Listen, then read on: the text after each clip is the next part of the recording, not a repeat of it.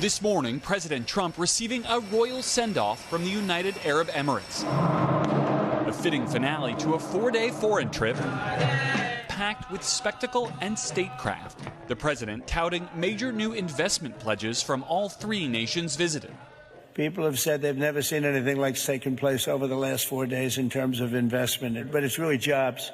The president also shifting the U.S.'s approach toward longtime foes. Today, again sounding an optimistic note on nuclear negotiations with Iran, the regional rival looming just across the Persian Gulf. We have an Iran situation. It'll be taken care of 100%.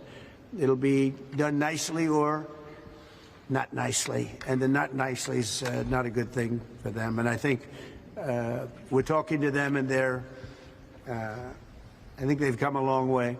Iran's foreign minister overnight saying Tehran is negotiating and willing to be transparent, but adding that Iran has rights to nuclear enrichment for civilian purposes.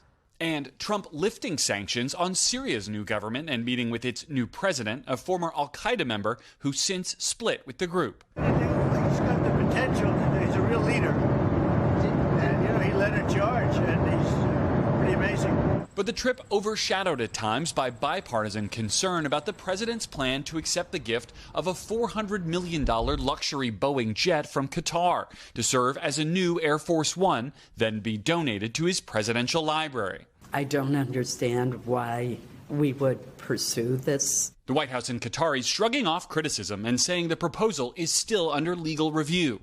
The president nodding to his desire to replace the aging Air Force One fleet today. I've been doing this for 4 days. I leave now and get onto a 42-year-old Boeing. But new ones are coming. New ones are coming.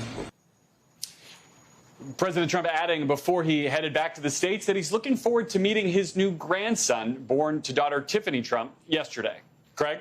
Garrett, while we have you here, there's this other story that we've been watching.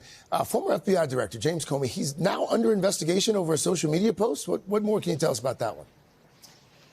Yeah, that's right, Craig. In a now deleted Instagram post, Comey, who you'll remember was fired by Trump in 2017 and later became a prominent Trump critic, posted a picture of shells on the beach forming the numbers 8647.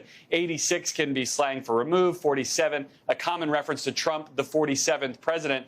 Some of the president's supporters took it to mean that Comey was calling for President Trump's assassination.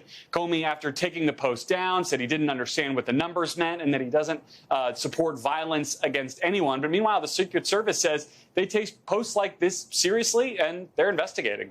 Craig? All right. Garrett Haake traveling with the president there in Abu Dhabi. Garrett, thank you.